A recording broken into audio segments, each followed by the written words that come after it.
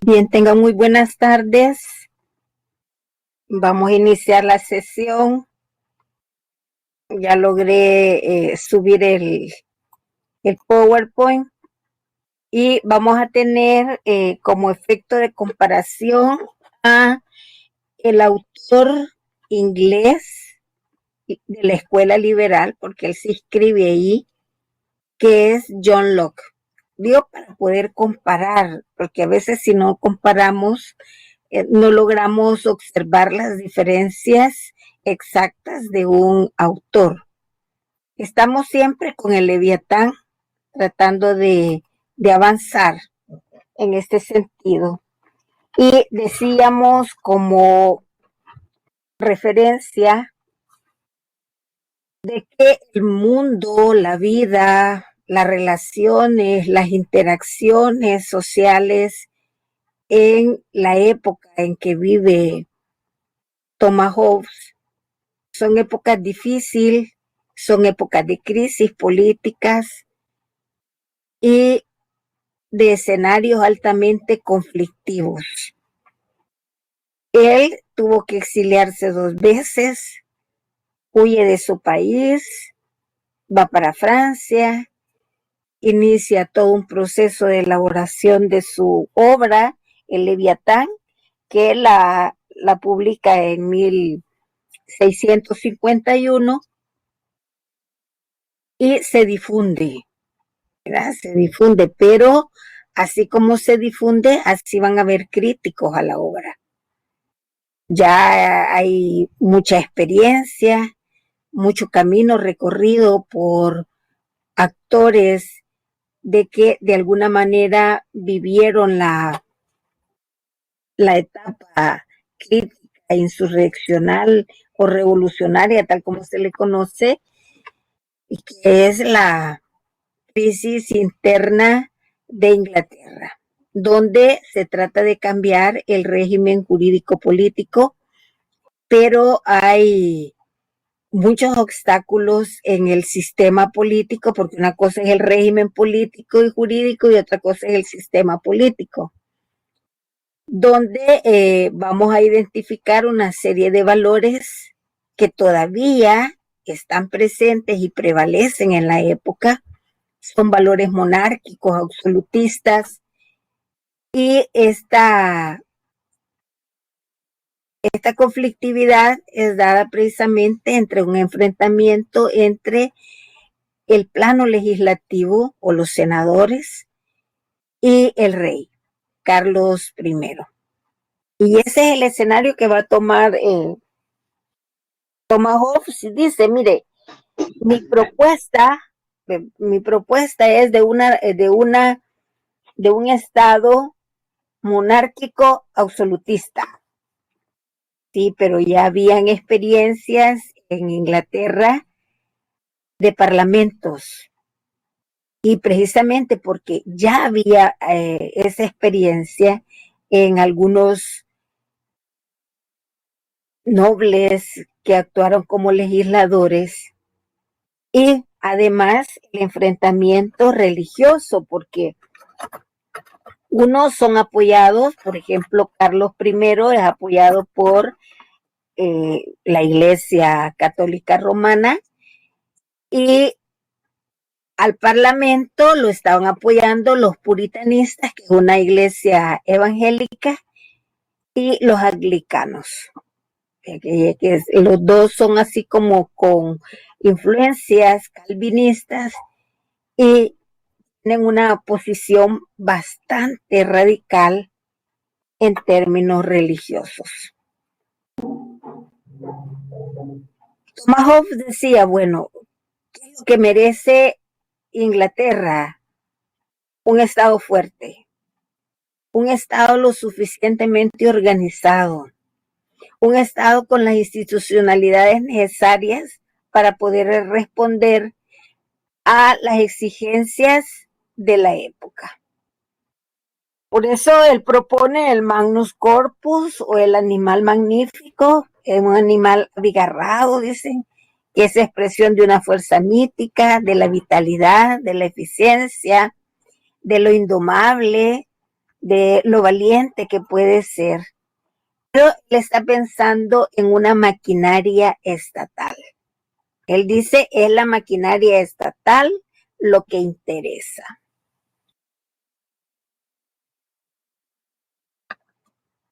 Bueno, aquí aparece el periodo.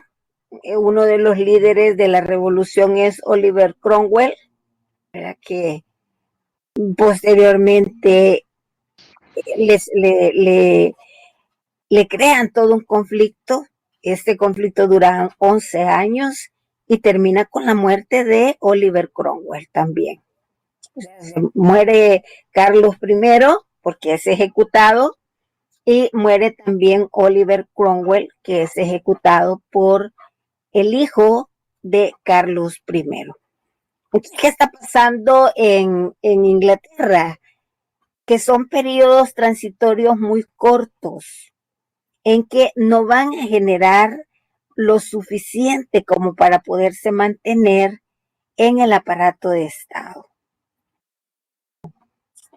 Igual que Francia, ya ustedes lo recuerdan con historia de las relaciones internacionales 1 y 2. Llegaba quitan a un gobierno, a un estado monárquico absolutista y ponen a una república. Luego la república le dan un golpe de estado y se pone otra vez una monarquía. Después nuevamente vuelve la república y así. Bueno, ¿qué es lo que desestabiliza realmente a estas sociedades? De que el poder, ¿verdad? Lo quieren todos los actores de la nobleza y los nuevos actores que están surgiendo, que es la burguesía.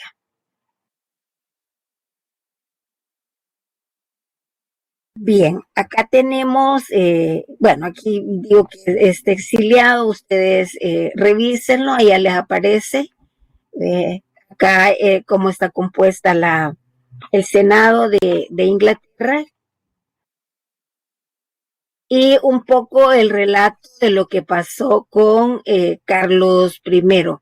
En este PowerPoint, al final, yo les he puesto 2 links para que ustedes se conecten con los videos que son cortos, no duran mucho, se pueden asimilar. Uno es de la interpelación de Carlos I por el Senado, que es interesantísimo los criterios que ahí se van a dar. Y la otra es sobre las monarquías de Medio Oriente, cómo todavía persisten las monarquías en Arabia Saudita, en Emiratos Árabes y en Kuwait. Perdón, quiero ver, Doha, en Qatar. No es Kuwait, es Qatar.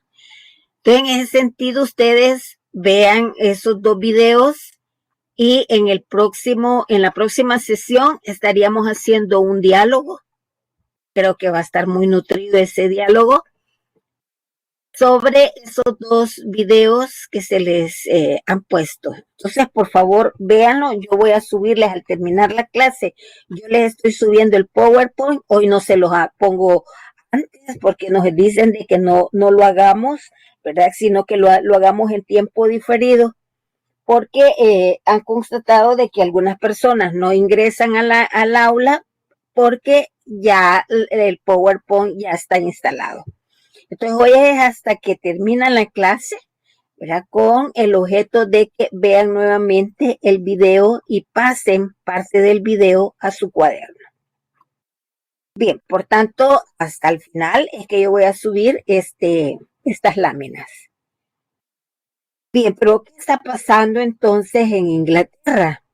Bueno, ya decíamos, ¿qué es la figura propuesta por Thomas Hobbes? Ante tanta crisis, ante tanto caos, ante tanta violencia, ante la presencia de cantidad de grupos de intereses, Thomas Hobbes va a definir que se requiere a un soberano lo suficientemente fuerte,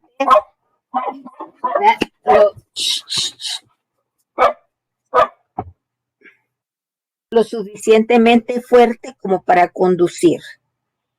Y un soberano con un talento excepcional para que pueda aislar la moral, pueda aislar a la iglesia, ¿verdad? Que son así como los elementos interactivos casi de todas las monarquías, y que no deje filtrar esos elementos en la toma del poder, en la toma de decisiones.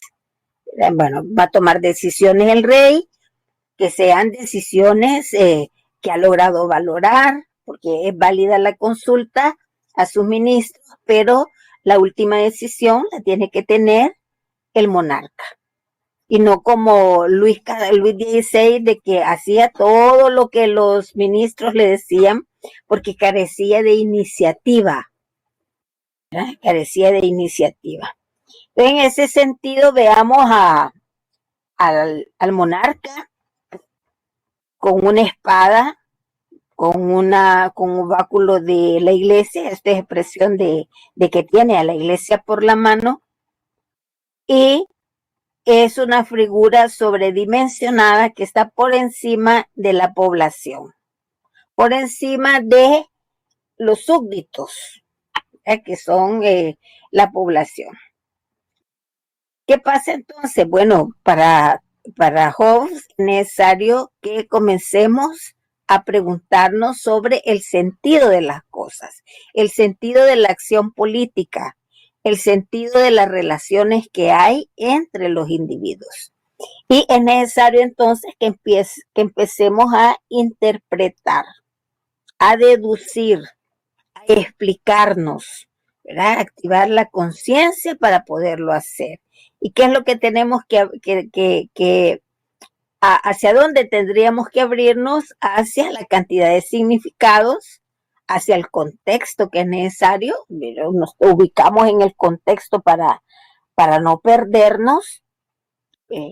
Lo otro es ver las influencias también que van a darse en la época, que es el Renacimiento y el antropocentrismo. O sea, ponen al individuo, en este caso ponen al gobernante en medio. Los significados de Leviatán, pues ya decíamos, vitalidad y eficacia. El gobernante tiene que tener el control total del aparato de Estado. Era una tiranía lo que estaba proponiendo pues, ni modo, tiranos, ¿verdad? Que tienen el control de todo el aparato de Estado para hacerlo añico. Bueno, entonces el modelo o la propuesta teórica de Thomas Hobbes va a estar sobre la base de cómo se hace el contrato, porque este modelo es contractual. Los individuos, los súbditos, hacen un contrato, pero son súbditos, es población servil, obediente, y renuncian a sus derechos. Renuncian a sus derechos, el monarca toma esos derechos como una entrega sin contraprestación. Ya decíamos la vez pasada que significa contraprestación. Y además de eso, se compromete bajo el compromiso. Es una relación política la que se hace. Y el individuo pierde sus derechos porque se los entrega, porque se los traslada a el gobernante. Un poco yo lo decía el día de ayer como para hacer comparación y que vean que esto es un paradigma que lo hacemos también nosotros en este país y en esta época. Cuando votamos por alguien sin ningún compromiso previo, solo le damos el voto. Y el darle el voto, ¿qué significa?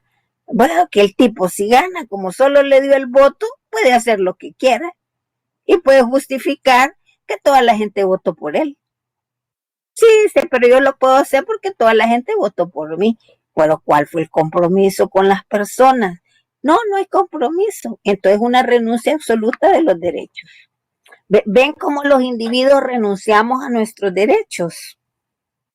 Y que el liberalismo establece de que los derechos humanos son irrenunciables. No se puede renunciar a la vida.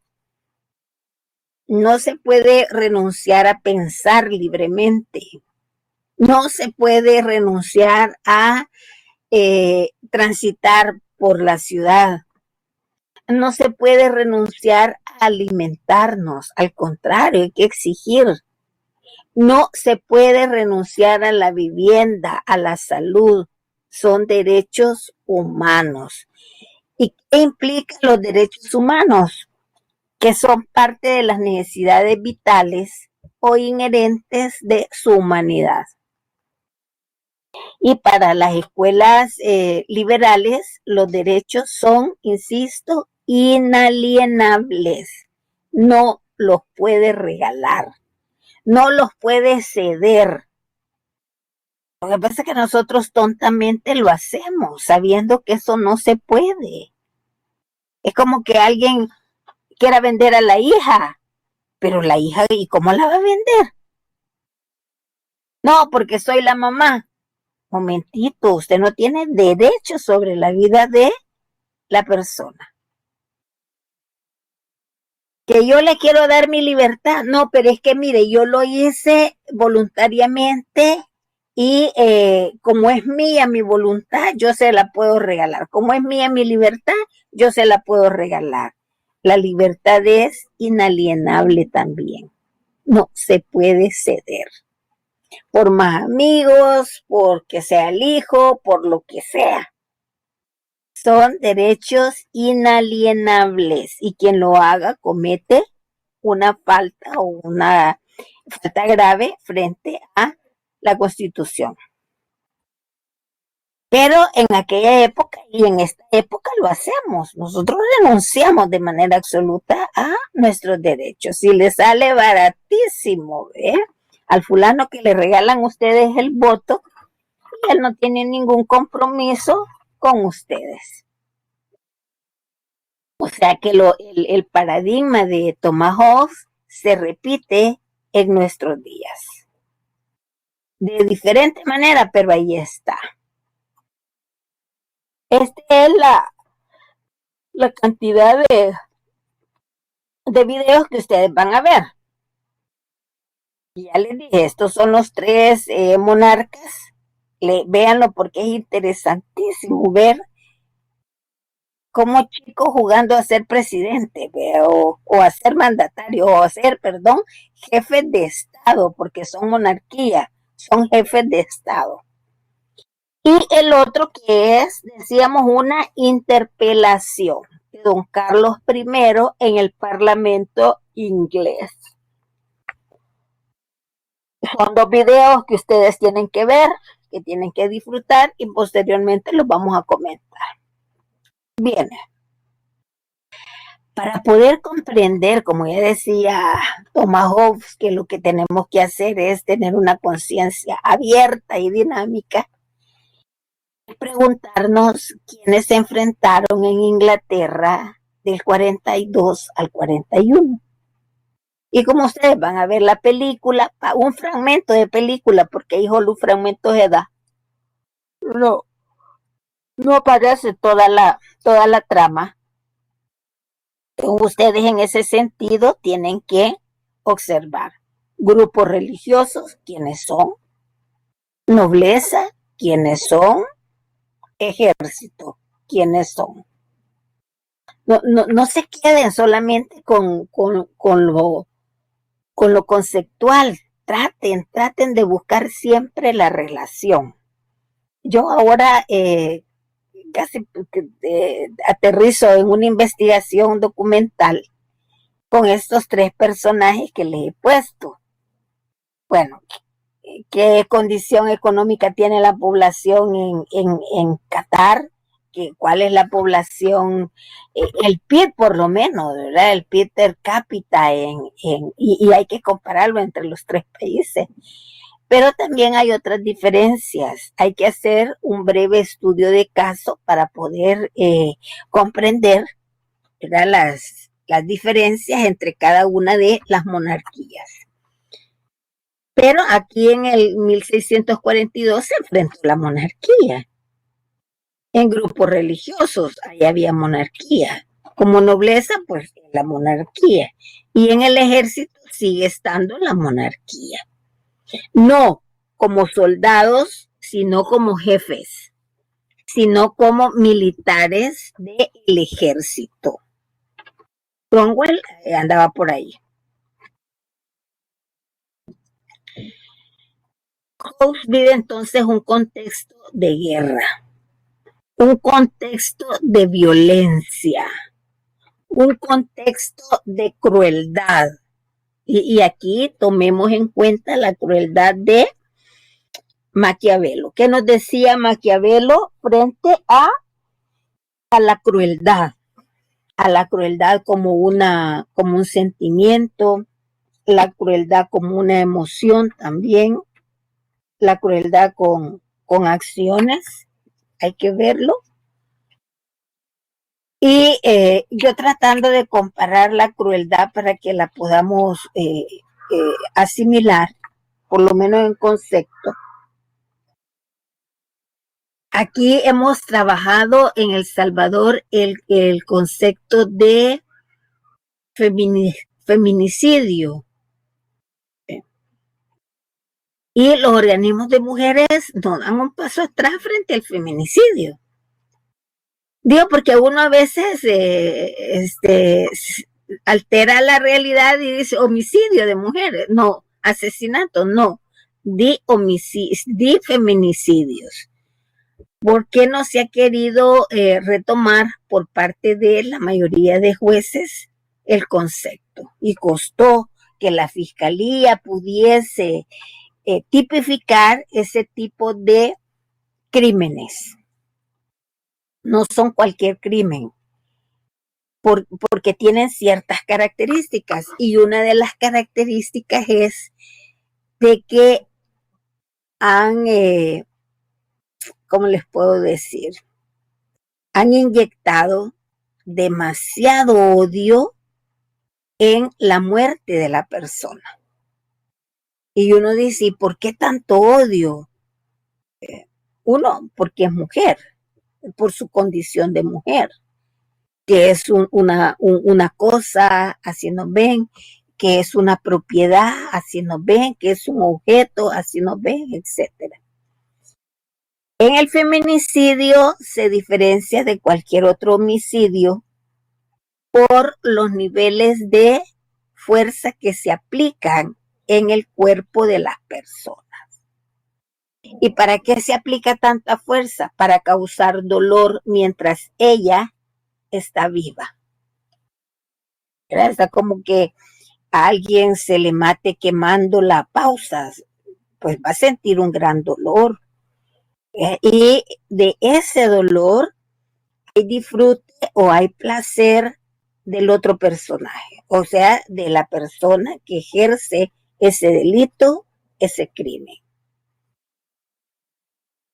Y por eso es que se tipifica como feminicidio, por la gravedad en el uso de la fuerza y la gravedad en la consecuencia, en el efecto que la víctima sufre en vida. Y eso es crueldad. Es una forma de crueldad el feminicidio. Y tómelo, sus elementos, tómenlos como estuviésemos definiendo la crueldad. Una persona que hace, que provoca daño, ¿verdad? Un daño enorme, pero a la vez siente placer de hacerlo, ¿verdad? Con un gusto, chave. Le han volado la cabeza a la persona, la han decapitado, le han fragmentado su cuerpo y el cuerpo lo han encontrado de manera dispersa. ¿Cuántas mujeres no han encontrado así? La han violado antes de matarla. O la mataron a pausas, ¿verdad? La mataron con 25 puñaladas. Imaginé soportar 25 puñaladas. El cuerpo ha resentido dolor. En ese sentido, la crueldad está presente, es un patrón de vida, es un patrón de respuesta en las relaciones sociales. Ahí no hay que olvidar y no hay que ser romántico. Yo les decía, no romanticemos el relato histórico y muchas veces poco se comprende porque no pasamos a la vivencia del hecho. No pasamos a esa vivencia. Yo, por ejemplo, les digo, ¿a cuántas las han golpeado físicamente? ¿A cuántas las amenazan psicológicamente todos los días? ¿Cuántas han perdido sus familiares? ¿A cuántas las han violado? Es como generar un poco de empatía para poder sentir el dolor de los demás y entender qué significa por lo que está pasando esa persona. Si no, la crueldad va a estar ahí y la vamos a naturalizar. Ah, no, es que como se portó mal. Ah, no, porque como ella lo provocó. Entonces, siempre estamos naturalizando la violencia, siempre estamos naturalizando la crueldad, porque nos han formado para soportar eso, nos han formado para cargar con eso. ¿Sí? Increíble, nos forman de esa manera. Y los diferentes autores, Maquiavelo, por ejemplo, le dice, mire, mantenga la crueldad.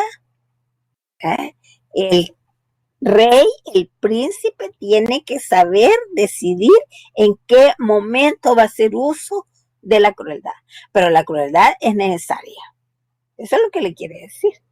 O sea, ahí tiene ese recurso, le dice. Úselo. Úselo. Ya se podrán imaginar ustedes todos los que pasaron por la Santa Inquisición, todo lo que, el daño que le hizo a las personas, no solamente en físico, sino en psicológico. Y la gente que ni siquiera habló porque murió, que son gente de larga data, en años, y que son cifras innumerables de personas que pasaron por esa tecnología criminal.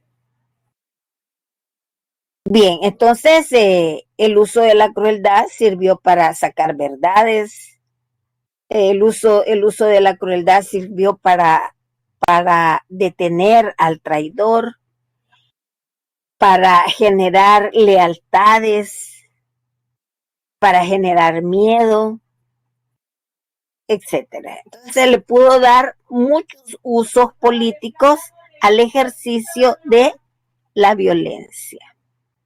Para Thomas Hobbes, ¿qué es lo que pasa con la violencia? ¿Qué es lo que pasa con la crueldad?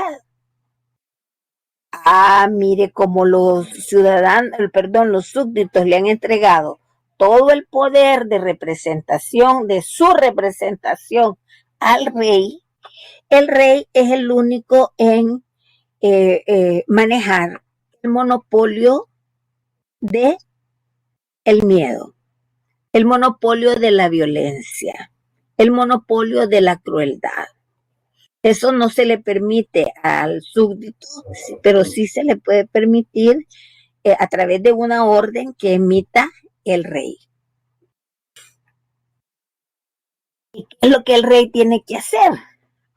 Tiene que ser muy inteligente si quiere permanecer en el poder. ¿Y qué es lo que tiene que hacer? Dice uno.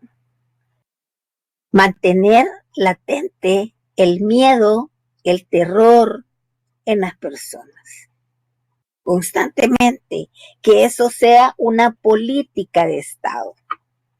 El miedo, una política del miedo. Eso es lo que le dice. ¿Por qué? Porque la gente se sacrifica en aras de lo mayor. Entonces, como los individuos hemos vivido en un mundo de guerras, en un mundo donde el hombre es el lobo del hombre, el hombre es enemigo de todos los hombres. En ese momento, entonces, lo que estamos diciendo es que reconocemos ese contexto de alta gravidez y violencia. Y para que no se repita esa vivencia, hay que mantenerla fresca en la mentalidad de los individuos. ¿Por qué? Porque si no, a la vueltecita va a querer cobrarse sus derechos, ¿verdad? E iniciar otro pacto con otro. Eso es lo que se quería evitar. Lo que se quería evitar era de que la gente tomase nuevamente sus derechos.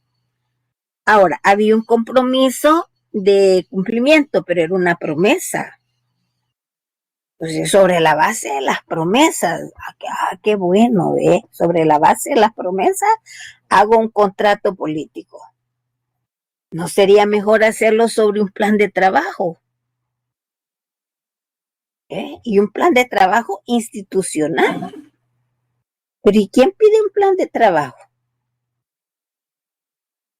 Ah, no, mire, ellos inventaron un plan de 90 páginas. Eso es paja. Eso es un paquín lo que presentaron como plan de trabajo. Un plan de trabajo tiene metas, objetivos, líneas, indicadores, procesos, actores, etcétera. Pero en la realidad el individuo está acostumbrado a ceder sus libertades para que sea otro quien le dé seguridad, quien lo represente, quien piense por él, quien opine por él, etcétera. Entonces nos volvemos dependientes de otro y le cedemos todo nuestro poder en capacidades. Bien, entonces decimos aquí hay un contexto de guerra. Estas guerras fueron cruentas.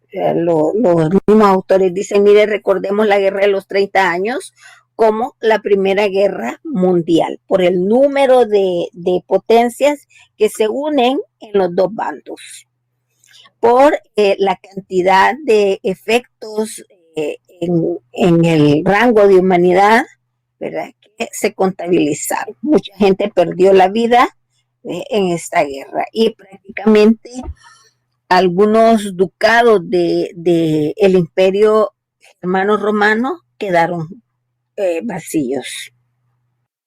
Ahora, todo eso que he narrado y que he analizado tiene mecanismos que posibilitan que se dé el miedo, la crueldad, el abuso, la violencia, las violaciones, etcétera.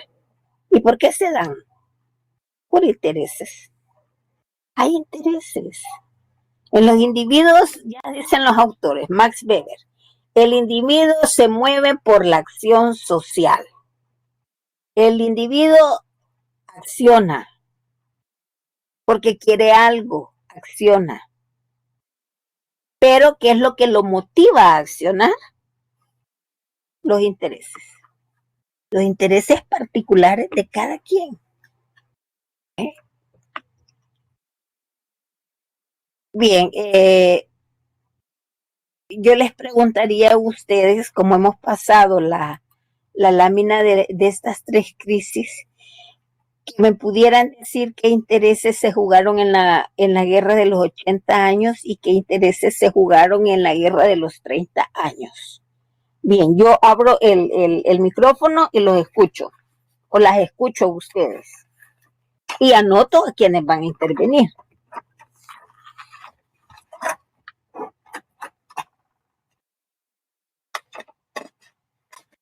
Intereses.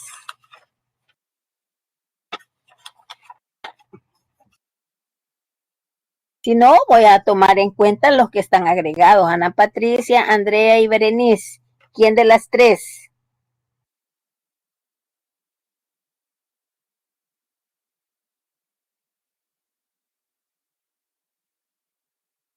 Ajá. Si no estoy sola hablando.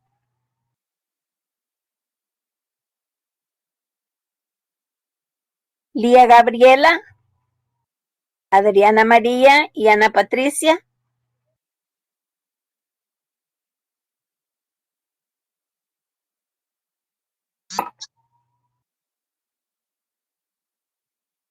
Ajá, Catherine Lisset.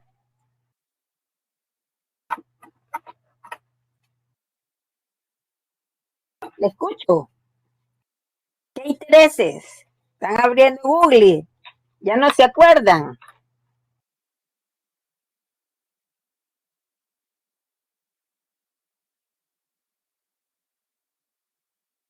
Ajá.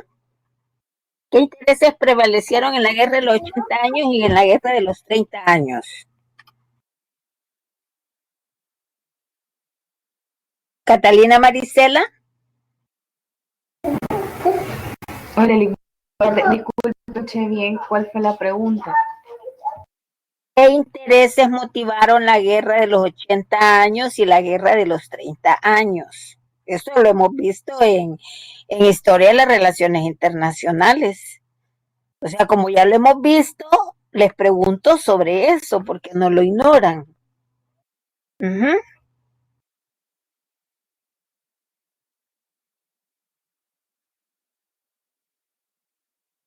Ya no lo recuerdan.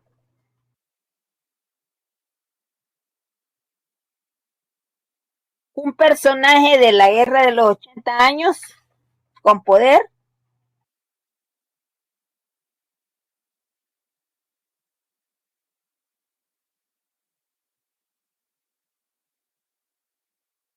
Un actor de la guerra de los 30 años con poder que se enfrenta por sus intereses.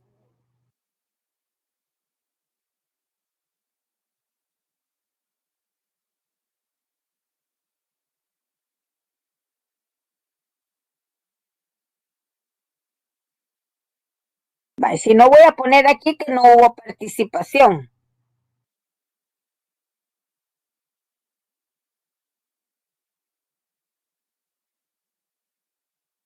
Sí, pero tomen el micrófono y participen directamente.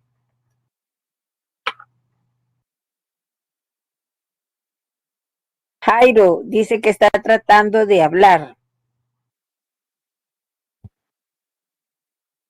Ajá. No sé si me escucha. Sí, Ana Patricia. Me va a disculpar, es que con esta plataforma no sé muy bien cómo cambiar para hablar. Yo lo único que me acuerdo de un personaje importante de la Guerra de los 80 años fue Felipe II de España. Y uno de los aspectos que más me recuerdo de la Guerra de los 80 años era que fue una guerra donde se enfrentaron 17 provincias, si no mal recuerdo, de los Países Bajos contra el soberano Felipe II de España. Y algo de la Guerra de los 30 años es que fue una guerra entre católicos y protestantes, básicamente. Bah, ya, ¿y qué es lo que querían los católicos y qué querían los protestantes?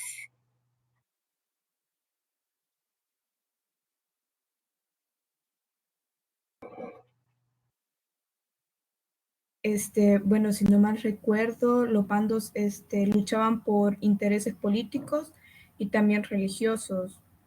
Y creo que había como un conflicto de intereses porque en ese momento la católica Francia, creo, se había aliado con la luterana sueca por, por las potencias o algo así, realmente, si no. Bah, si ustedes recuerdan la cantidad de acciones de negociación que se dieron y que la paz de Habsburgo, ¿recuerdan la paz de Habsburgo? En la paz de Habsburgo, Carlos V reconoce a la Iglesia luterana y se firma el acta de la paz de Habsburgo. Era, era un evento ya de cierre que ya Carlos, cansado de tanta batalla, y que eso le ocasiona un conflicto permanente desde que asume la corona. Sí, es de los 17 años que asume la corona, 19 con el Imperio Romano Germano, y reconoce entonces y declara libertad religiosa tanto para la Iglesia romana, cristiana romana, y para la Iglesia luterana. Y ahí se cierra la paz de Habsburgo. Con ese documento, esto es una declaración que se hace y un reconocimiento de esas dos iglesias. Bueno, ¿qué pasó en Países Bajos? Por allá andaban los calvinistas, ¿verdad? Y como ellos son bien estrictos en los acuerdos, ya Felipe II dice, no, los acuerdos se establecieron con 2 iglesias, no con 3. Carlos no reconoció a la iglesia calvinista. Y en Países Bajos las iglesias eran calvinistas en su mayoría. Habían luteranas, pero en su mayoría eran calvinistas. Y esos eran los que pedían la declaratoria en el reconocimiento de su iglesia. Y comienzan entonces a accionar para propiciar la libertad religiosa de manera amplia, porque ellos habían quedado afuera. Entonces, ¿cuál es el interés de ellos?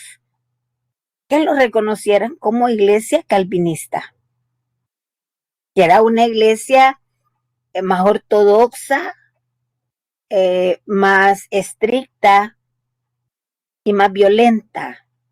Más violenta.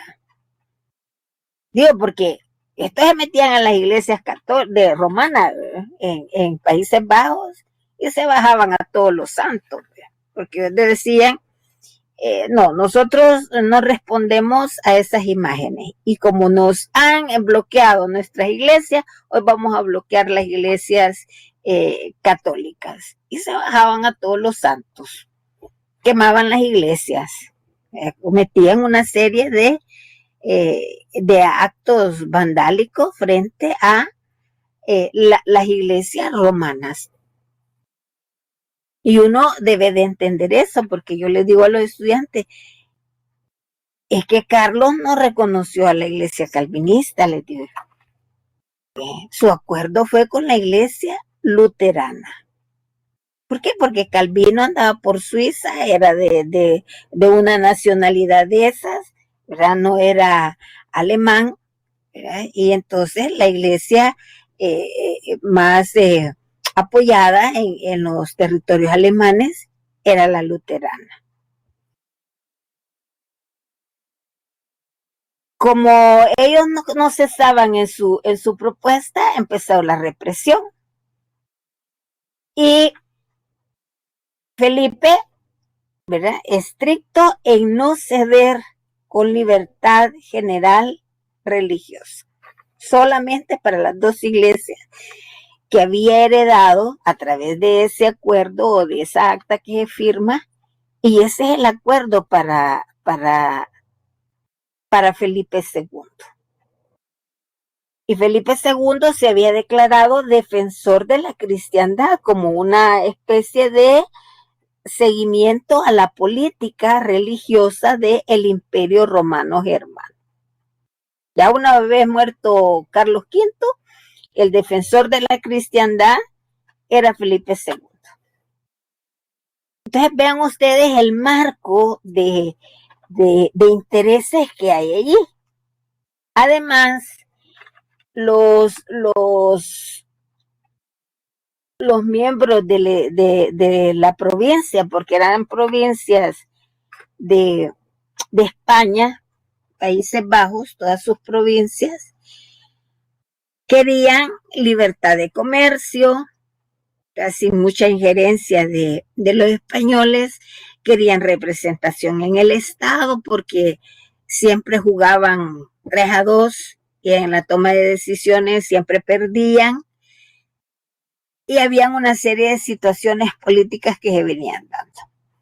Pero entonces querían detener, 1, la represión, y 2, el jugar el papel, ¿verdad?, de funcionarios de Estado.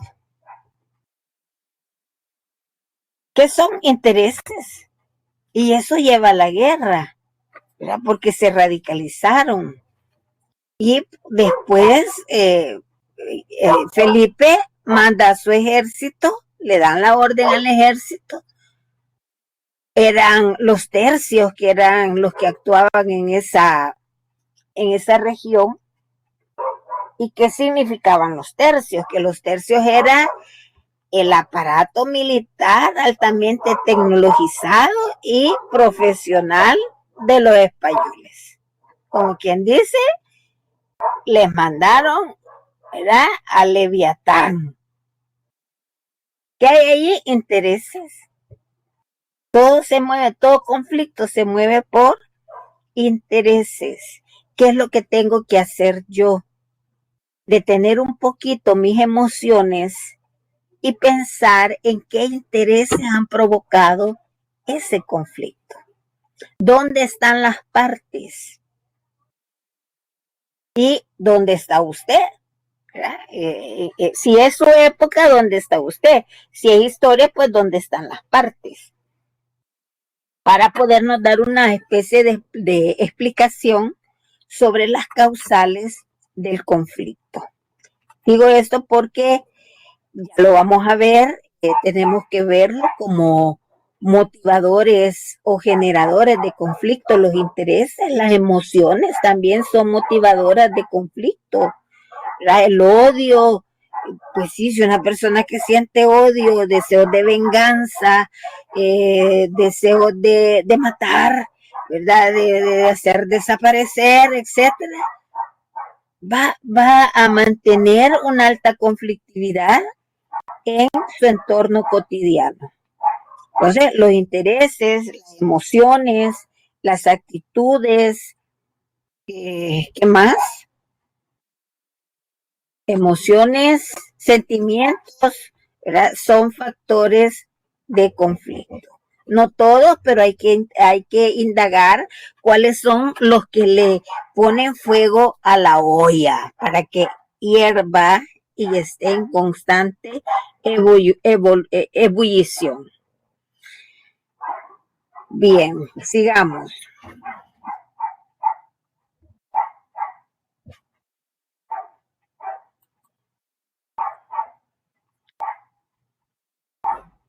Bueno, no, aquí cometí un error. Yo abrí una ventana que no tenía que haber abierto.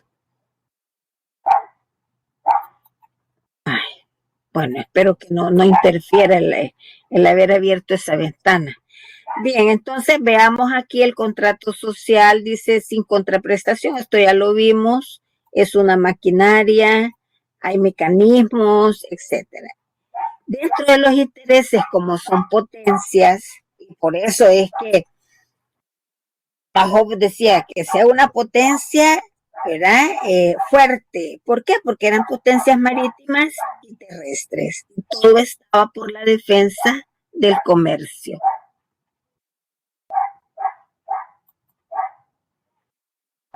Ahora, aquí hay un personaje diferente a Thomas Hobbes, que es John Locke. ¿Son contractualistas? Sí, son contractualistas. Los dos, Thomas Hobbes y John Locke, sí. ¿Pertenecen a la misma escuela? No. ¿Por qué? Vamos a la parte de las diferencias. Thomas Hobbes, decíamos, empirista, contractualista y defensor del Estado absolutista. Para él, el rey no debe tener límites, más si le han entregado todos sus derechos. ¿Verdad? Así como hacemos aquí, que solo le hacemos a la página que nos dan en el día de las votaciones y votamos. Si nos beneficia eso o no nos beneficia, a mucha gente no le interesa. Lo que les interesa es ir a votar. Porque votaron, pues no les interesa y después lo están negando. Hay una falta de conciencia de lo que se hace. Para Thomas Hobbes, usted no puede pedirle los derechos, la devolución de sus derechos al rey, porque hay un pacto.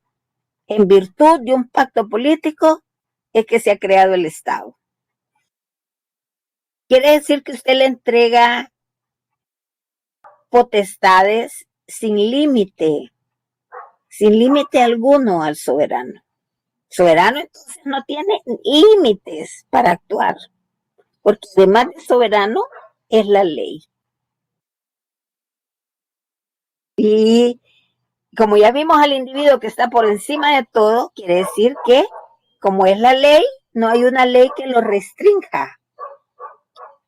Diferente en nuestros países que decimos, mire, defendamos la Constitución, porque nadie puede estar por encima de la Constitución. Y sin embargo, ahora se la pasan por la cerca, la Constitución. Hoy no tenemos Estado de Derecho. Bien, ¿qué dice John Locke? Era médico. No era cualquier personaje, era médico, importante, porque es un gran defensor de la ley natural y de los derechos inherentes de los individuos, porque era médico. Estaba vinculado a la vida.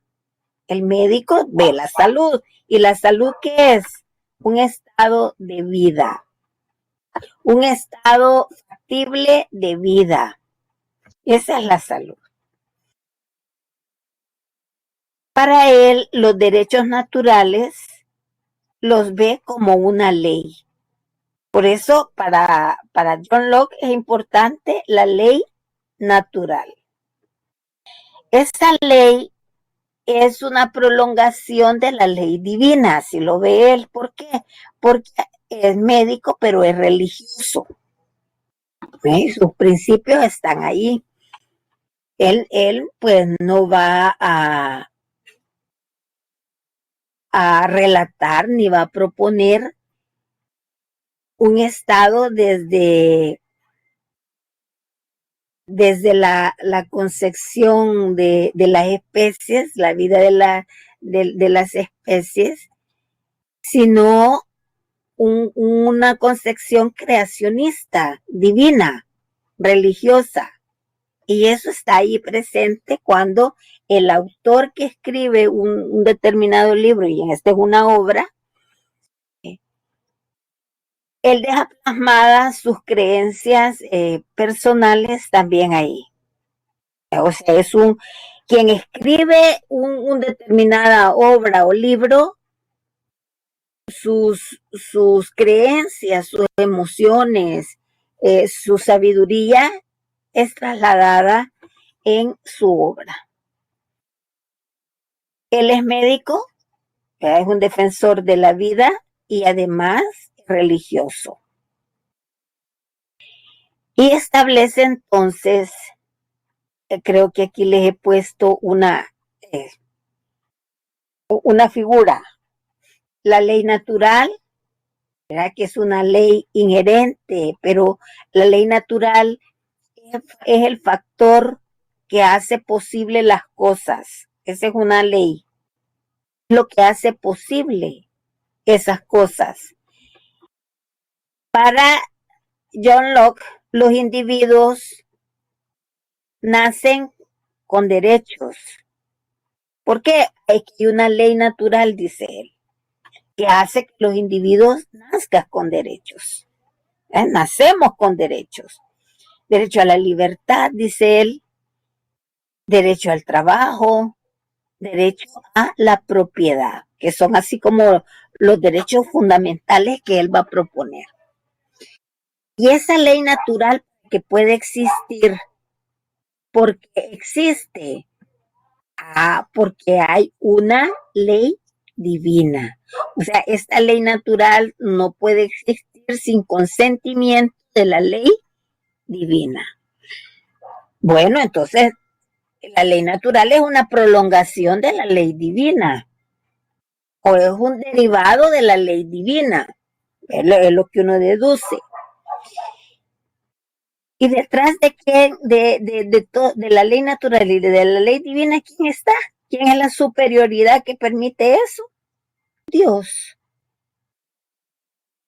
Dios. Entonces, no es un liberal materialista, sino que es un liberal idealista.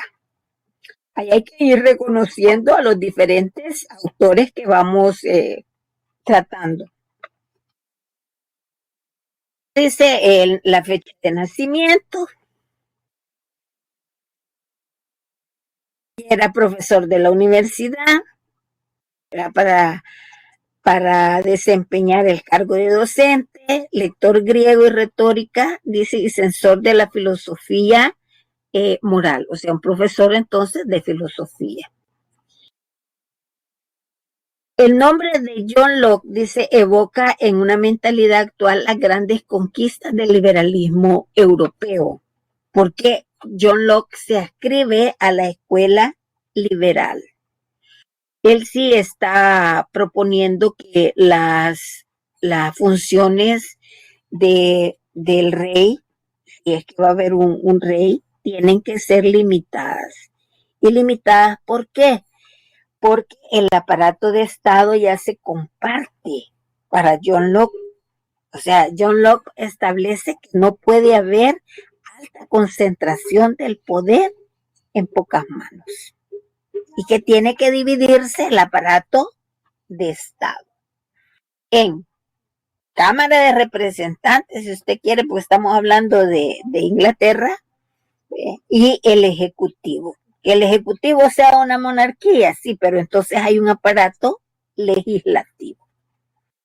Ya desde allí, ya la posición de John Locke es totalmente diferente a la posición de Thomas Hobbes, porque Thomas Hobbes no admite el Parlamento. Si Thomas Hobbes era del bando de Carlos I. O era se inclinaba por Carlos I, mejor dicho. Bien, entonces dice, hay un reconocimiento de los derechos innatos, quiere decir que el innatismo es algo propio de la cosa. Si estamos hablando de las personas, es que eso ya lo traemos. Es como las aptitudes con P, ¿verdad? Que son esas manifestaciones de comportamiento que ya usted ya las trae. Pregúntese por qué le gustan las matemáticas, pregunte por qué le gusta el derecho, pregúntese por qué le gustan las relaciones internacionales. Si son aptitudes, usted va a querer su carrera. Si es por conveniencia, pues anda perdido.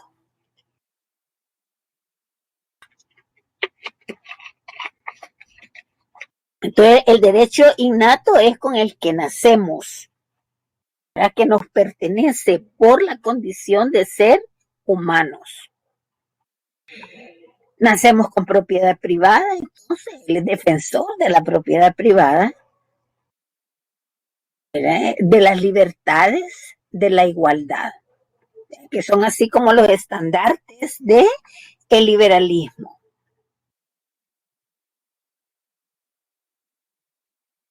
Ahora, él no está a favor, esta es otra diferencia con Hobbes, él no está a favor de fomentar, de promover mecanismos psicológicos forzados. ¿Qué he dicho ahora? no está a favor de promover el miedo. No está a favor. No, dice él, es que al soberano no le tenemos que obedecer como una actitud de sumisión o de entrega a ciegas. A él lo debemos a él le debemos de responder, dice él, con como que si lo hiciéramos por un deber, porque respetamos la ley. Porque una cosa es respetar la ley, ¿verdad? Y otra cosa es mostrar complacencia absoluta por el soberano. Y entonces es esclavitud, es una forma de esclavitud. Si hacemos eso, es una forma de esclavitud. No somos seres conscientes, no somos seres libres, no somos seres autónomos, no somos seres con capacidades, etcétera. ¿Qué somos? Robot. Robot, y en eso nos hemos convertido. Para John Locke, los individuos no deben de sentir miedo y el soberano no tiene por qué promover mecanismos o políticas del miedo con los súbditos, porque estamos hablando de súbditos. Lo traemos a nuestros días, es con la ciudadanía. Maquiavelo, ¿qué decía? La crueldad, ahí está, úsela, pero úsela bien.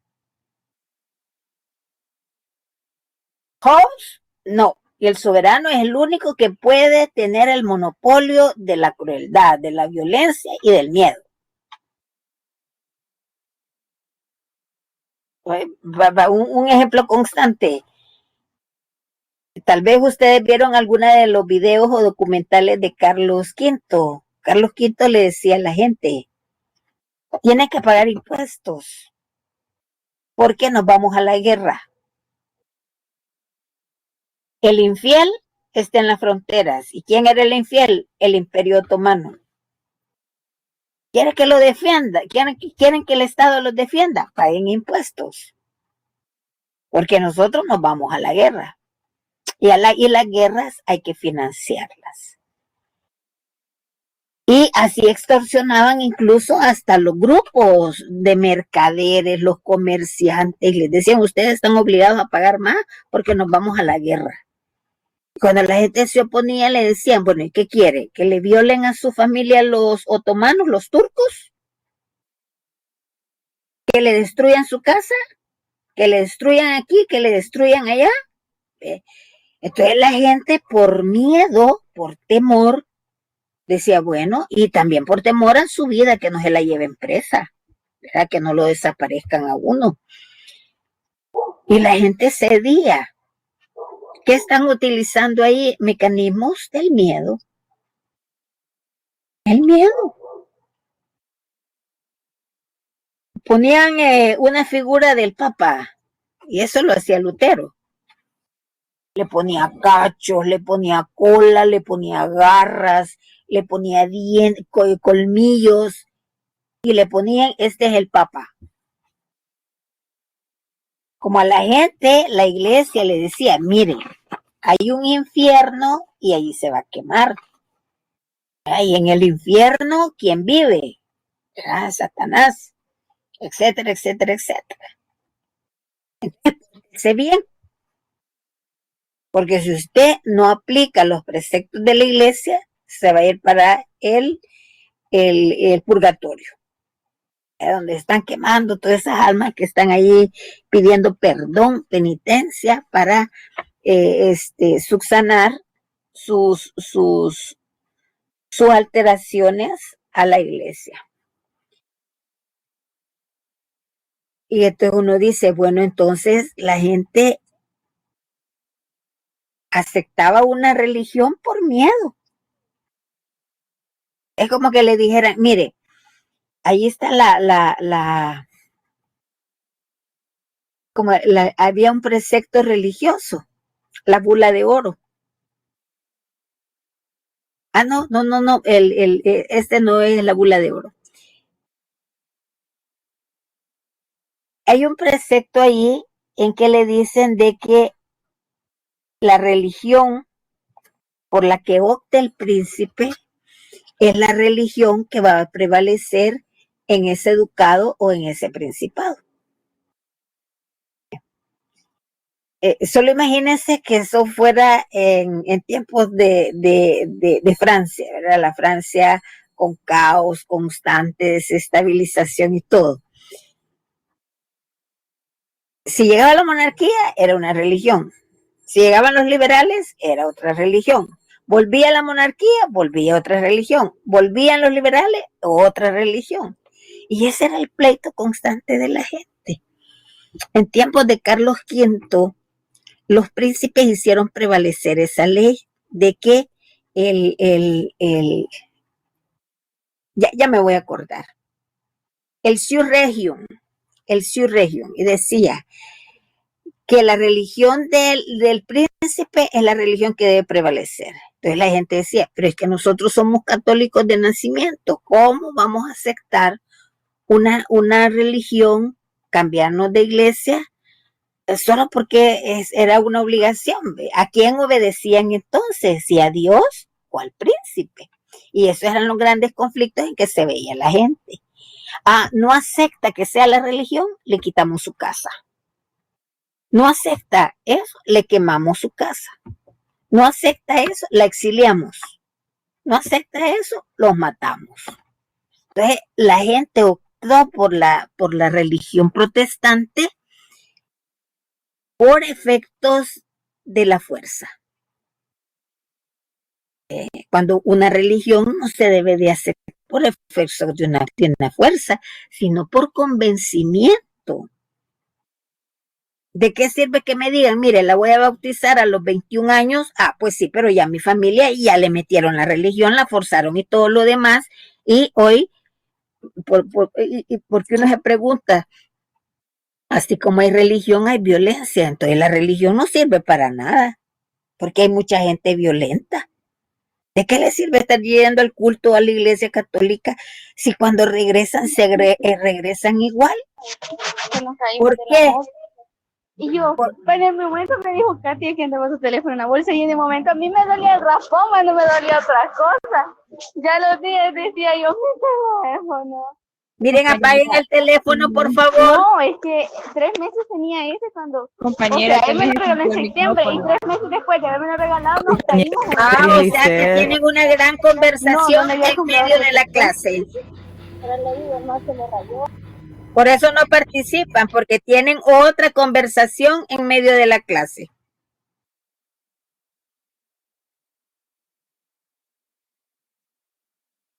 Estamos hablando de lo que prevalece, ¿verdad? Me imagino que así han de ser las cosas, ¿ve? Van a la iglesia y después vienen hablando otras cosas, y están en la iglesia y están hablando otras cosas. ¿Cuándo vamos a entender? Cuando le pongamos atención en lo que estamos. Bien, en ese sentido, ¿cómo nos han inculcado la religión? A puro garrote. Miren los pueblos originarios, los desaparecieron porque decían, es que estos son herejes. ¿Por qué? Porque creen en el dios luna, en el dios sol, en la dios serpiente, en la dios aquí, en el dios trueno, y les trajeron a la Virgen María y a todos los santos y se los pusieron. O sea, son transculturaciones forzadas, ¿verdad? Forzadas. Y por eso poco entendemos los preceptos de la religión. Les digo yo, así a nivel de chambre. Aquí me invitaron a una reunión y yo las vi a las señoras, que eran como 4 o 5, y empezaron a rezar el Padre Nuestro. Y entonces hay un momento en que dice que hay que perdonar a quien nos ofenden. Y no se armó un gran lío, pues. Vea que yo hasta me senté viéndolas a todas, observándolas a todas, porque era un nudo que no salían de ahí. Y una hasta borró, ¿verdad? Hasta borró de su texto eso, porque ella dijo que no los iba a perdonar y que no sé qué, que no sé cuánto. Y entonces les digo, bueno, ¿y entonces para qué van a la iglesia, pues? O sea, si yo voy a rezar el Padre Nuestro, me voy a echar las Ave Marías y todos los salmos y todo lo demás y lo repito de memoria, ¿de qué sirve eso? Pero como así nos lo han enseñado, ¿eh? Entonces ese es el gran problema. Si hay religión, no debería de haber violencia. Si hay mucha religión, no debe de haber violencia. En El Salvador, por ejemplo, ¿cuántas iglesias hay? Yo les apuesto que existen más iglesias que escuelas. Y la gente es violenta. La gente es intolerante. Y entonces uno dice, bueno, y entonces aquí, ¿y esta desarmonía de dónde viene? ¿Por qué tanta violencia? Entonces eso es lo que estamos viendo. Porque nos lo enseñan con miedo, nos lo enseñan con imposición, nos lo enseñan de manera forzada, etcétera. Y eso lo hemos visto de manera natural. Lo hace el Estado, lo hacen las comunidades, lo hacen las iglesias, lo hacen la escuela, etcétera. El individuo entonces se va formando de esa manera. Para John Locke, la obediencia no debe de ser con efectos de sumisión o con expresiones de sumisión, porque él lo relaciona con la religión. Y dice él, así como hemos obedecido a Dios, así se tiene que obedecer la ley. No de manera sumisa, sino aceptando que es un deber, reconociendo que tiene autoridad el personaje y que por eso se responde, por eso se cumple. Vamos a ver esto posteriormente ya con el derecho positivo, cuando la ley se vuelve positiva, cuando hay una aceptación de invocación o de ejercicio de la persona. Pero aquí estamos todavía en la etapa de conflictos y de evolución de una línea teórica y de otra línea teórica, donde Thomas Hobbes dice el individuo no tiene por qué sentir miedo, pero también el gobernante dice no tiene por qué imponer mecanismos de miedo, de coacción, dice, de represión o de violencia. Y el individuo tiene que responder libremente, porque ese es un derecho, libremente, ¿verdad?, al cumplimiento de esa ley o al cumplimiento de esa norma. Ya él está pensando en la ley, ¿verdad?, en la ley, y la ley como una prolongación de lo que hacemos en la vida cotidiana de compromisos con nuestra religión. Dice, a los gobernantes con los gobernantes, dice, se puede ejercer obediencia pasiva. O sea, si están equivocados, dice John Locke, simple y sencillamente omitan, ¿verdad? Omitan al tirano, dice él. ¿Por qué es tirano? Porque nos está pidiendo cosas que no son legales o que no están en la ley. Así como acá hay el conflicto entre el Ejecutivo y la Sala de lo Constitucional el año pasado, que le decían, no, ese decreto es inconstitucional. ¿Por qué? Porque está fuera de la ley. Y le dicen los abogados, los jueces, nosotros no vamos a aplicar ese decreto. ¿Por qué? Porque no representa principio de legalidad. Está fuera de la ley. Entonces hay que ejercer, dice, la obediencia pasiva, que son más que actitudes pasivas con las que hay que responder. Y para él dice, entonces, ¿cómo debemos de responderle al tirano? No obedeciéndolo, ¿verdad? No obedeciéndolo, pero acepte que es una acción pasiva de como respuesta. Con acciones pasivas respondemos también. Y eso es lo que le dice John Locke. No obedezca lo que está fuera de la ley, pero no responda con violencia, sino como responda con obediencia pasiva. No sé si esto se entiende. No sé si yo lo puedo traducir para que ustedes lo comprendan. Sí, licenciada, es que casi no se entiende. ¿Qué es lo que no se entiende? Bueno, empezando porque están en una gran fiesta, ¿verdad? El inicio. ¿Qué es lo que no se entiende? La primera palabra.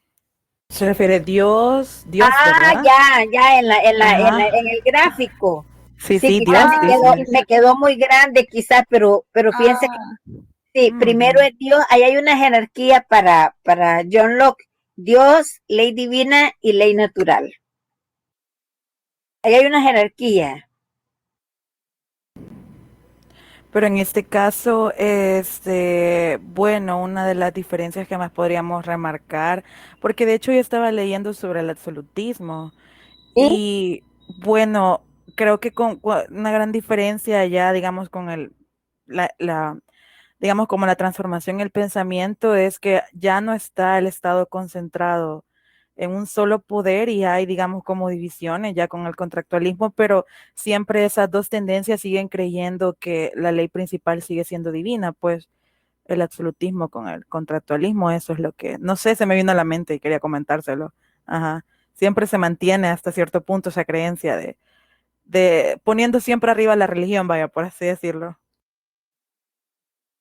Sí, pero yo les dije, quien escribe es un fulano de carne y hueso, y con cultura, y con saberes, con valores, etcétera. Entonces, a John Locke lo entendemos como un personaje que es médico porque hace una defensa muy fuerte del derecho a la vida y la relación con Dios. Entonces uno dice, bueno, ¿y cuáles fueron las influencias? Porque usted tiene que empezar a reconocer quién es el que escribe, qué fue, qué hizo, cómo, en qué trabajaba, qué roles desempeñaba, etcétera, para poder entender al autor. Para mí, John Locke era un contractualista, liberal, idealista, porque me está proponiendo esta jerarquía para el ejercicio de la violencia, perdón, para el ejercicio de la obediencia. Porque él dice, no debemos de someternos, así como nos sometemos con el otro, con la propuesta de Thomas Hobbes. Bueno, ya le dio sus derechos, o ya no se retracte porque ya se los dio. Y en función de tener estados, para ellos no estar en guerra es un estado de paz. Entonces dice, para estar o convivir en estados de paz, aguántese, porque por lo menos el gobernante le está cumpliendo con seguridad.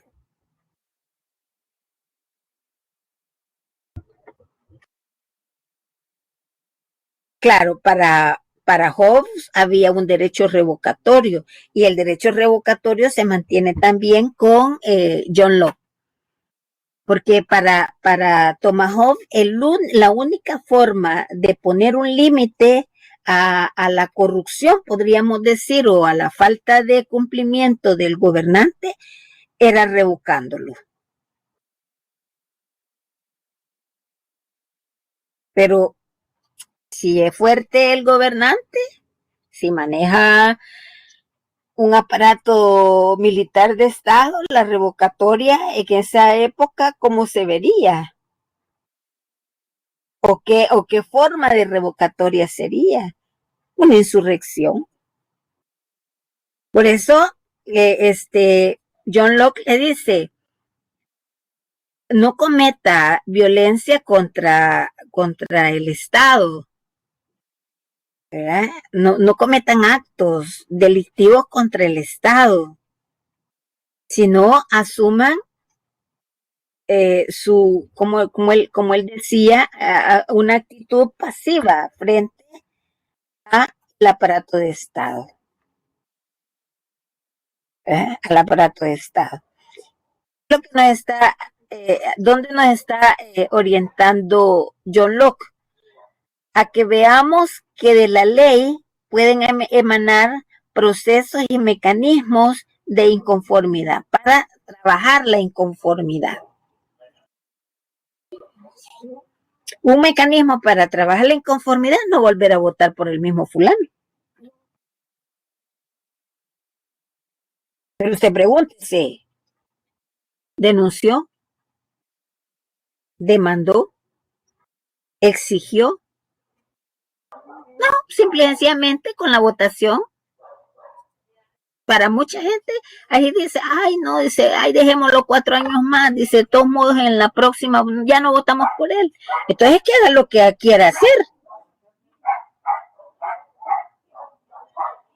Pues cuando hay una obediencia pasiva, hay que dejarlo hacer lo que quiera hacer. Y vamos a responder única y exclusivamente con el voto. Y volvemos a hacer lo mismo, le entregamos nuestra soberanía, ¿verdad? Por nada, por la tamaleada que nos dieron, ¿ve? Nos invitaron a un tamal y a un café y ya nos comprometimos. Y uno dice, yo siempre cuento y digo, y el tamal y un café, ¿cuánto le costó? Lo más $1. Le salió barato mi voto. Gastó $1 en mí y yo lo voy a tener que aguantar 4 años pagando impuestos de todo tipo. Pero ese es ceder los derechos. Eso es ceder los derechos. Pero por supuesto estamos ya en nuestro tiempo. Pero Thomas Hobbes actúa como un paradigma. Sus ideas están allí, se han prolongado hasta la fecha. Hasta nuestro tiempo. Porque lo que él dice es cierto. Nosotros cedemos, se lo damos, sin pedir nada a cambio.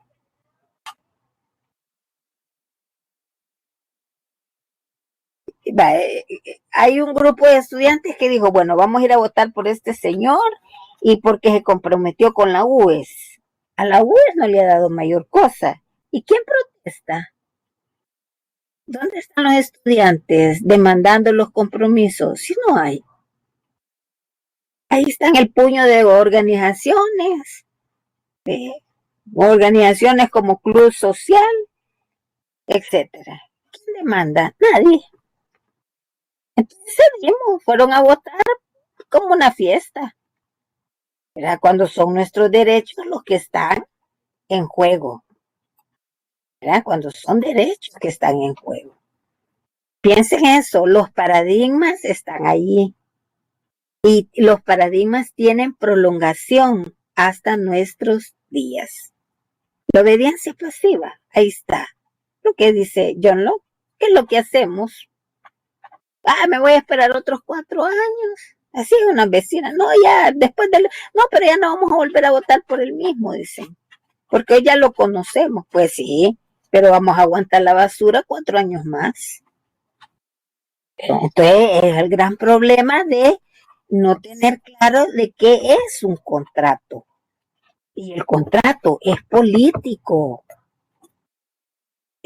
¿Para qué? Perdemos la piscucha en el tiempo. Bien, entonces aquí dice, bueno, un poco con medidas pacíficas es lo que trata John Locke. Dice, ley natural, John Locke pareció no tener inconvenientes en mezclar una visión contractualista con una visión rígida de obediencia a la autoridad, fundada en la ley divina, que era lo que me decía el estudiante. Bueno, aclaremos, no, él tenía una opción religiosa y desde esa opción religiosa escribe. Por tanto, la opción va a estar presente en su modelo propuesto. Ya vamos a ver diferencias de otros autores que no tienen este tipo de paradigma, ¿verdad? Y escriben desde otras posiciones. Dice, hay una concepción rígida de obediencia a la autoridad fundada como la ley divina, o sea, hay que obedecerlos. En realidad parece que las preferencias de Locke, dicen la polémica sobre el origen del gobierno, se decantan por una tercera tesis, combinando lo contractual con lo paternal. O sea, a nuestro padre, ¿por qué le obedecemos? Y a nuestra madre, ¿por qué le obedecemos? Entonces él dice, bueno, como hay una obediencia manifiesta en el individuo a sus padres, así muestran obediencia a la ley. Ahí fusiona todo su planteamiento creacionista en la propuesta liberal contractualista.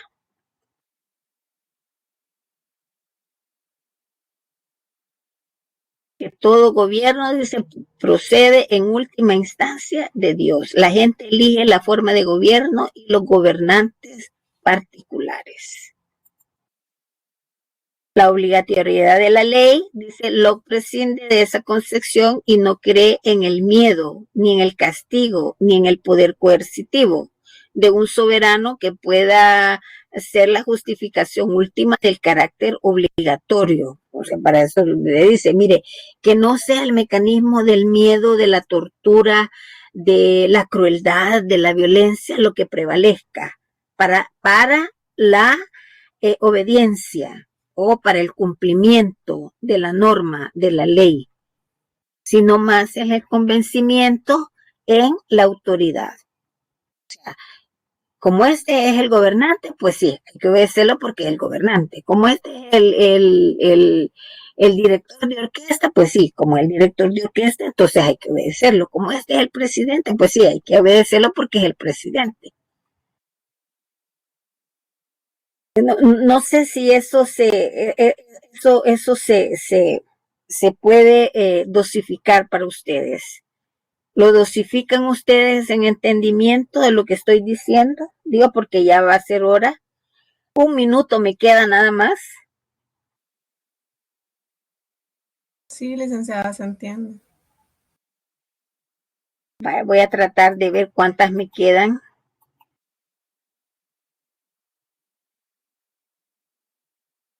No sé, aquí aparecen desconfiguradas y cuando reviso el PowerPoint están bien, no sé por qué en la presentación aparecen así y ya cuando reviso las láminas están bien trabajadas. Pero de todos modos voy a subirles el programita para que ustedes lo revisen, ¿verdad? Y lo pasen a su cuaderno.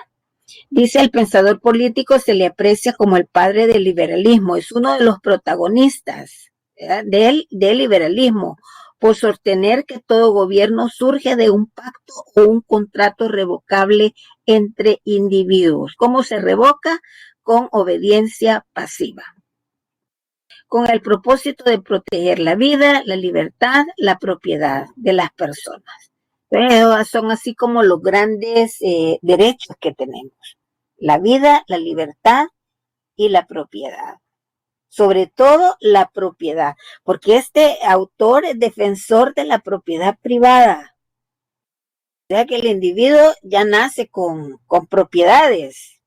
Bueno, ya nace cuando se las heredan, pero debe de haber una génesis de que él no la aborda, la génesis de la propiedad. Eso lo vamos a ver con otro autor que no es él, ¿verdad? Porque él ya parte que los individuos nacieron con propiedades, ¿verdad? Y eso no es cierto. Hay un origen de la propiedad. Y aquí, si revisamos las reformas liberales de 1878 en adelante, pues vamos a encontrar por qué algunos personajes salvadoreños tienen más propiedades que otros, por la ley de extinción de los ejidos y de las tierras comunales. Y eso no lo mandó Dios, eso lo hizo un presidente, Rafael Saldívar, que decretó precisamente esas reformas. Bien, para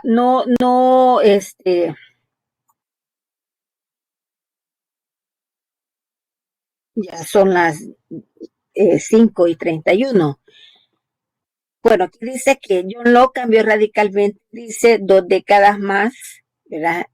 Sus puntos de vista políticos sostenían que la función del Estado era velar por el orden y la tranquilidad, o sea, evitar el caos. Lo mismo que John Hobbes, que le decía, mire, si usted quiere seguir viviendo en un estado de guerra, pues que no haya Estado y ni soberano.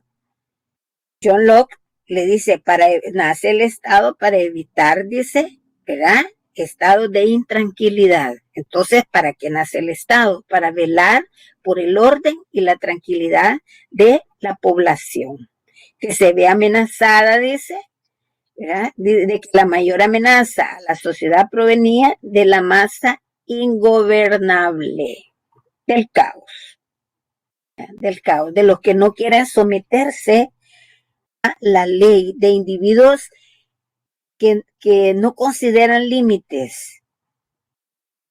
Hay individuos que no consideran los límites en su vida, y esos son los generadores de caos, los que consideran que les es por derecho natural el poder, y el poder de dominación.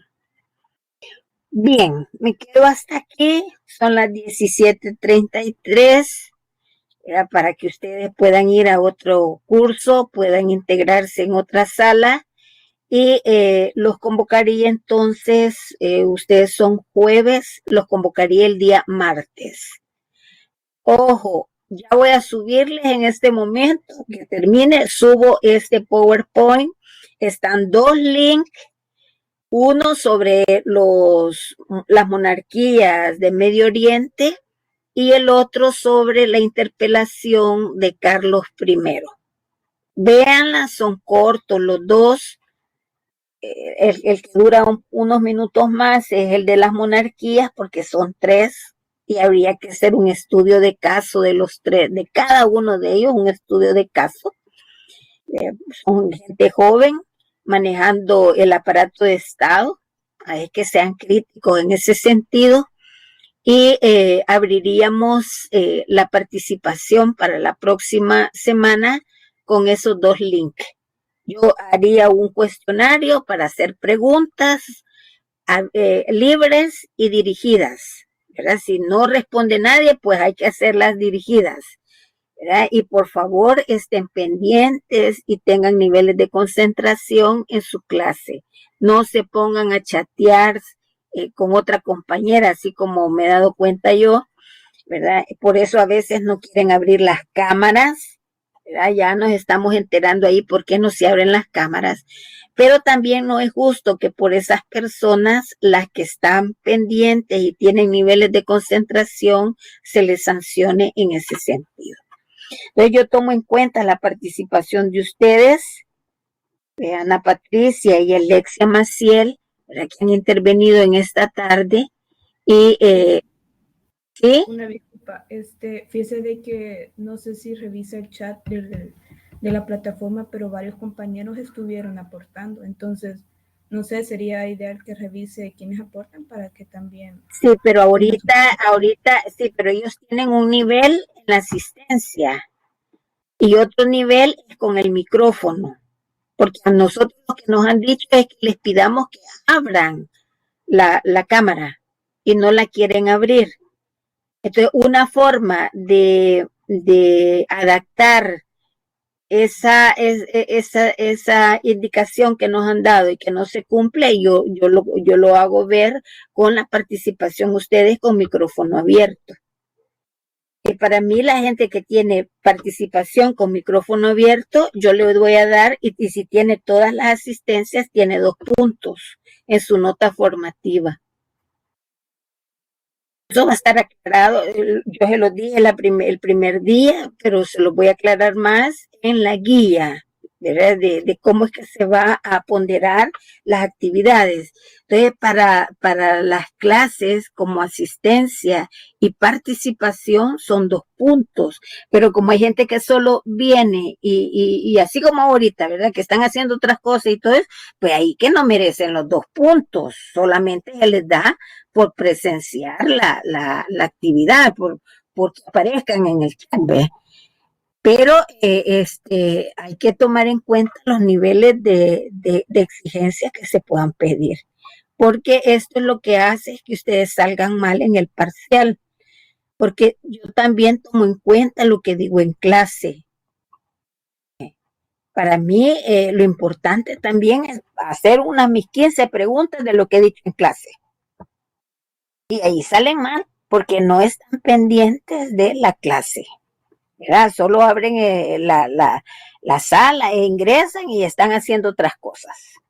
Y como yo no tengo capacidad de abrirles la cámara para checar, miren, a nosotros nos están pidiendo, 2 veces nos piden abrir las cámaras, el profesor con el que yo estoy, porque estamos en proceso ya de graduación, que ya somos profesionales y todos no deberían tratar así, y sin embargo nos dicen, ahorita voy a pasar asistencia, abran la cámara todos y tomo la foto, y todos ahí con la cámara abierta, porque eso es lo que él presenta, ¿verdad? Como mecanismo de verificación de que hemos estado presentes en la asesoría, porque nosotros tenemos asesoría de 3 horas. Licenciada, pero fíjese que algunos compañeros me han estado comentando, ¿verdad? De que algunos tienen problemas con la cámara y el micrófono. En mi caso yo no tengo los recursos para comprar una cámara, ¿verdad? No tengo, pero sí tengo el micrófono. Y otros me comentan, ¿verdad? De que tienen problemas con el micrófono. Algunos están desde el teléfono, no les agarra. Varios me han dicho por chat que tratan de hablar, pero no pueden. Y entonces... es que la plataforma también está presentando muchos inconvenientes por alguna razón, licenciada, no sé si sea por internet o ya la plataforma en sí, pero cuando uno quiere hablar a veces no lo permite o no da la opción, a veces tengo que recargar la cámara, la página y así, y creo que no solo a mí me pasa, porque a varios compañeros les ha estado pasando, sí ha tenido un poco de incongruencia la plataforma, Lick. Vaya, pero tampoco le echemos toda la culpa a la plataforma. Yo voy a hacer el ensayo con las reuniones que tengamos por plataforma Meet y ahí voy a comparar, ¿verdad? Si la plataforma Meet es la mejor o es Campus es la mejor. Sí, licenciada, gracias por hacer el intento de probar la plataforma de Meet, porque siento que la mayoría estamos como que interactuamos más con esa plataforma, entonces es un poco más fácil para nosotros. Así que Pero gracias porque va a ser esa forma. pero para nosotros es esta plataforma, fíjate, porque ahí los intereses son diferentes. Porque con la plataforma Meet hay otra forma de checar la asistencia. En cambio aquí ya ustedes ya están inscritos en la plataforma, ya no los tengo que andar buscando, ni tengo que andarlos convocando, porque el día que yo programo actividad, les llega a todos simultáneamente. En cambio con la otra plataforma ese era el problema, que había gente que se quedaba afuera, porque no se le había convocado. Entonces las dos tienen limitaciones. Ustedes traten de adaptar y de funcionar mejor en cada una de las plataformas. Vean que es lo que les digo, pero si yo vuelvo a escucharlas que están en pleno clase y están haciendo otras cosas como lo que ha pasado ahora, ¿verdad? Que es penoso, entonces porque se les abrió el micrófono y no se dieron cuenta, entonces eso me indica que hay gente que está que entra a la plataforma, pero no está en clase. Bueno, no me quiero enojar porque no soy parte de eso, de amargarme la vida, ¿verdad? Yo les deseo un feliz fin de semana. Y en otro momentito les subo el material para que ustedes vean los 2 videos y podamos comentar la próxima semana, que sería el martes, ¿verdad? Pasen un feliz fin de semana y muchas gracias.